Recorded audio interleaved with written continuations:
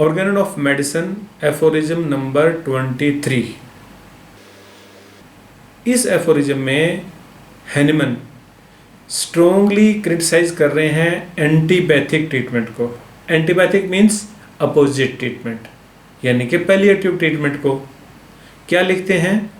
All pure experience however and all accurate research convince us that persistent symptoms of disease are far from being removed and annihilated by opposite symptom of medicines as the antipathic, enantiopathic or palliative method. That on the contrary, after transient apparent elevation, they break forth again only with increased intensity and become manifestly aggravated। ये पूरी line का एक aphorism है, मतलब 4, 5, 6 लाइनों का एक aphorism है। ब्रेक करें इसको। देखो, एंटीपैथिक ट्रीटमेंट यानी कि मेडिसिन को अपोजिट देना, मेडिसिन अपोजिट एक्शन प्रोड्यूस करने वाली मेडिसिन देना, अपोजिट सिम्टम प्रोड्यूस करने वाली मेडिसिन देना। जैसे कि पेशेंट अगर कॉन्स्टिपेटेड है तो उसको लग्जेटिव दे देना, परगेटिव दे देना। ठीक है, ये हो गया एंटीपैथिक मोड। अब हैनिमन ने क्या लिखा कि ये जो एंटीपैथिक मोड है ये टेम्परेरी रिलीफ दे सकता है, देता है, ये भी कोई ज़रूरी नहीं है। दे मे बी, ठीक है, मे वर्ड यूज किया है, टेम्परेरी रिलीफ प्रोवाइड कर सकता है। Patient may feel better for a short period, लेकिन उसके बाद में क्या होगा? सेम सिम्टम रिटर्न हो जाएगा विद ग्रेटर इंटेंसिटी, क्योंकि अंडरलाइंग डिजीज क्योर तो नहीं हुई ना, ओनली सप्रेस हुई है। सिंपल सी बात है, क्योंकि हम लोग लगातार ये प्रैक्टिस में देख रहे हैं तो हमें ये सिंपल लग रहा है, लेकिन उन लोगों के लिए जो लगातार ये करना ही इलाज है ऐसा समझते हैं, उनका क्या होगा? वो कॉन्स्टिपेशन में परगेटिव देकर के ही हर पेशेंट को ठीक करने की कल्पना कर रहे हैं या वो ट्राई कर रहे हैं, तो क्या होगा? ये जो ट्रांजिएंट रिलीफ और रिटर्न होके डिजीज का आना, रादर वर्स कंडीशन में आना, ये है इस एफोरिज्म में एक्सप्रेस किया डॉक्टर हैनिमन ने।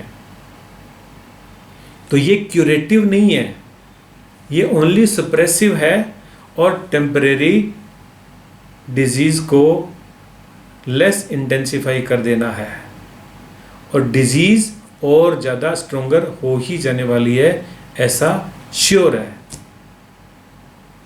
ठीक है, इसके अलावा इस एफोरिज्म में कुछ भी नहीं है।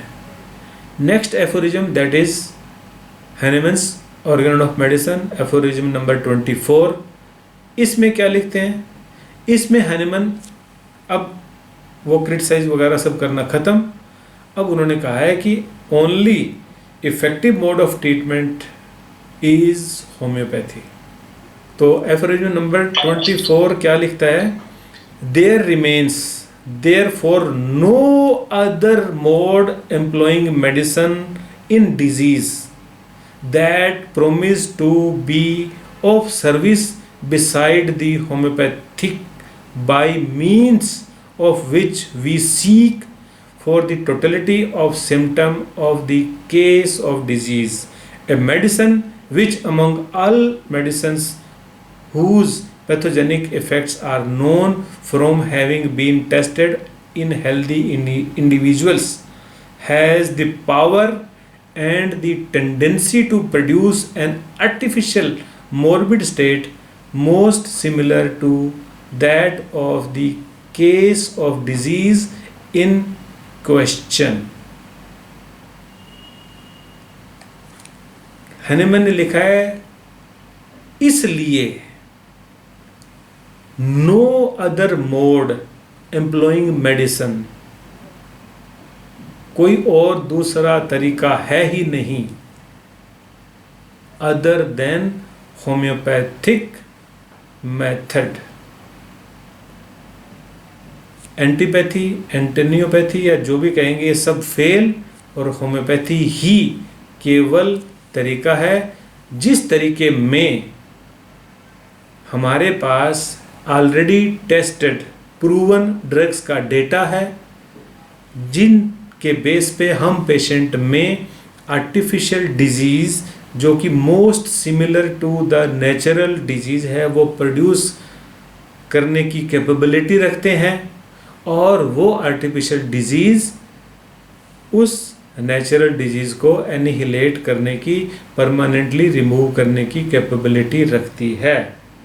यहाँ पे वर्ड फिर से टोटलिटी ऑफ सिम्टम मैंने यूज़ किया है कि हमारे लिए डिजीज़ का जो मतलब है वो टोटलिटी ऑफ सिम्टम ही है।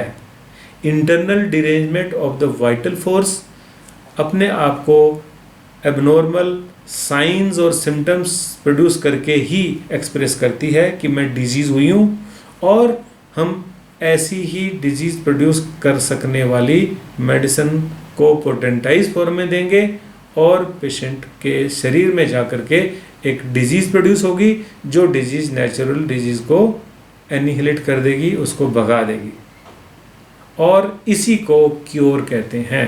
यही एक एम्प्लॉयमेंट ऑफ मेडिसिन का राइट वे है, other than nothing is there to cure any patient.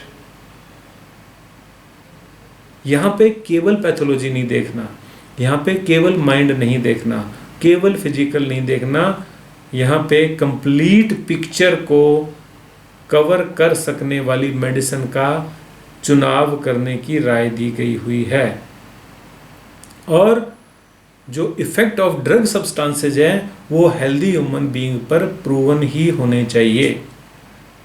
तो ये अगेन से हमारा माइंडसेट जो स्ट्रोंग करने के लिए है कि ड्रग प्रूविंग बहुत इम्पॉर्टेंट, जो डेटा आया वो मटेरिया मेडिका, और जो एप्लीकेशन है वो लॉ ऑफ सिमिलर, और other than this law there is no any way to cure any natural illness.